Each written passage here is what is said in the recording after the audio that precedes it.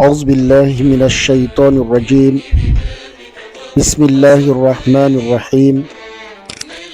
الحمد لله رب العالمين، والصلاة والسلام على رسول الله وعلى آل بيته الأطهار وأصحابه الأخيار ومن سلك منهجهم إلى يوم الدين. Chers frères, chères sœurs, Assalamu alaikum wa rahmatullahi ta'ala wa barakatuhu. Alhamdulillah, nous remercions Allah subhanahu wa ta'ala qui, de par sa grâce et sa miséricorde, a fait de nous des membres de la communauté musulmane. Et nous rendons grâce à Allah subhanahu wa ta'ala qui nous réunit au sein d'un groupe qui décide de se réserver des sadaqatul jariya, des aumônes perpétuelles, pour que, au sortir de ce monde, nous puissions laisser des traces qui vont être profitables pour nous dans notre vie tombale, ainsi que le jour de la résurrection. Qu'Allah subhanahu wa ta'ala nous facilite et nous maintient dans ce groupe. Amin. Chers frères, chères sœurs, nous devons savoir que le messager d'Allah, paix et salut sur lui, il nous informe que lorsque le musulman décède, toutes ses bonnes actions s'arrêtent, sauf 3 catégories d'actions. Et ces 3 catégories d'actions, la première, le prophète alayhi salatu wassalam nous dit, il dit sadaqatun jariya. Et les savants, en expliquant et les exemples que le messager lui-même de son vivant a donné du sens de sadaqatul jariya, qui veut dire l'aumône perpétuel, il y a par exemple la construction d'une mosquée, il y a aussi creuser des puits dans une zone où les gens sont en difficulté d'avoir de l'eau, et aussi contribuer à la transmission du message islamique. Et je pense bien que nous nous sommes inscrits dans ce domaine à travers le groupe que nous avons nommé Mieux comprendre l'islam. Chers frères, chères sœurs, nous devons savoir que le groupe Mieux comprendre l'islam, c'est un groupe en s'inscrivant dans les objectifs de ce groupe, nous nous donnons les moyens d'avoir ce que nous appelons une sadaqatul jariya.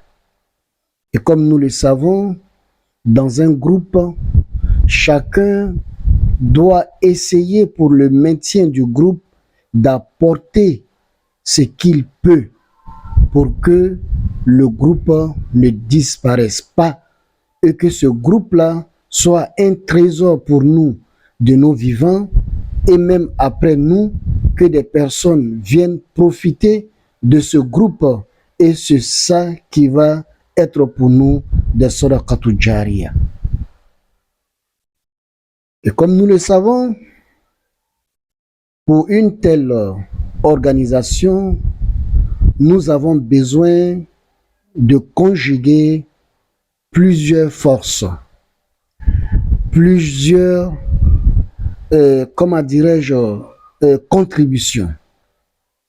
C'est en cela, nous remercions notre oustaz Konaté, qui à chaque fois, il prend l'initiative de faire des prières pour nous, de nous donner des conseils, ainsi que nos mamans, nos papas du groupe. Et nous remercions tout le monde pour leur participation dans ce groupe-là. Et comme nous le savons, chers frères, chères sœurs, Parmi les activités majeures de ce groupe, nous avons d'abord les enseignements et nous avons aussi les séances de zikr et de lecture du Saint-Coran. Nous le savons de façon traditionnelle, chaque mois sacré, nous organisons des séances de zikr. Également, durant le mois de la naissance du prophète alayhi salatu wassalam, et aussi durant le mois de Ramadan. Vous savez, chers frères, chères sœurs, il est de coutume en islam, lorsqu'on organise des séances de prière, de zikr, de lecture, il est important pour nous de faire des sacrifices après ces périodes d'adoration. Et cela est de coutume en islam. Voilà pourquoi nous voyons qu'après le mois de Ramadan, Allah nous invite à donner la sadaqat, ce que nous appelons zakat ou fitr.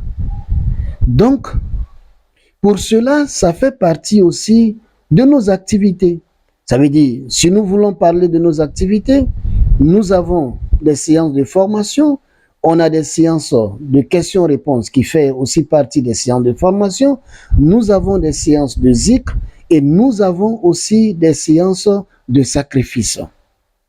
Mais comme nous avons constaté cette année, on a eu beaucoup de difficultés pour la réalisation de la journée de prière et de sacrifice. Voilà pourquoi, depuis le mois de janvier, nos sages ont jugé nécessaire que la première des choses, nous ayons un noyau que nous allons appeler un bureau de façon traditionnelle.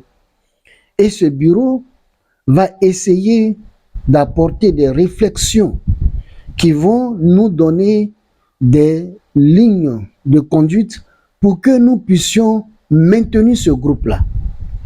Et parmi les cellules que nous avons la cellule des sages, nous avons aussi la cellule scientifique, nous avons la cellule de finances et nous avons la cellule de communication, nous avons la cellule d'organisation et nous avons aussi, comment dirais-je, la cellule sociale. Donc, nous avons toutes ces cellules-là.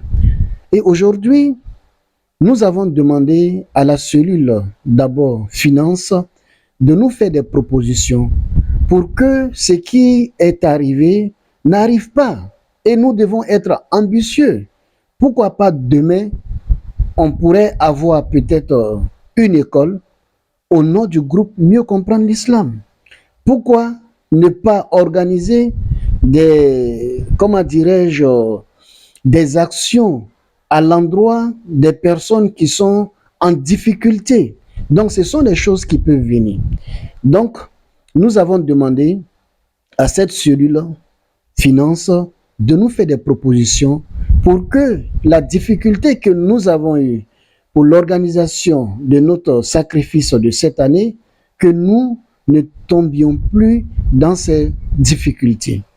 Donc, après réflexion, voilà les propositions qu'ils nous font. Et nous voulons apporter ces propositions à la connaissance de tous. 1. La première proposition, il revient que nous demandons humblement à tous les membres du groupe de faire un apport de 1000 francs mensuellement. C'est-à-dire chaque mois, si possible, de faire une cotisation de 1000 francs par mois.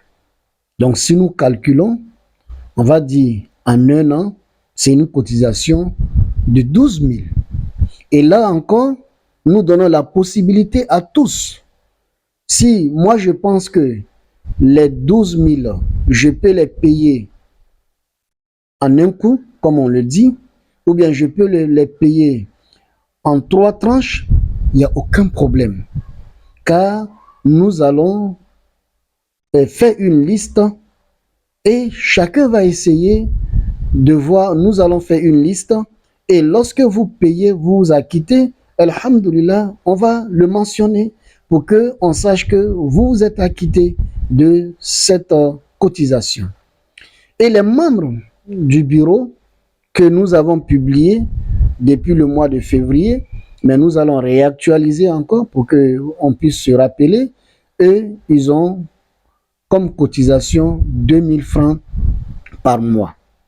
Et enfin, ils nous ont fait encore une autre proposition pour ceux qui veulent aller au-delà de 1000 francs ou de 2000 francs. On aura une liste que nous allons nommer liste de solidarité plus. Donc, sur cette liste, ceux qui seront inscrits verront. Par exemple, moi, je peux dire chaque fin de mois, en tout cas pour la bonne marche de ce groupe, moi, je pourrais donner 5000 francs.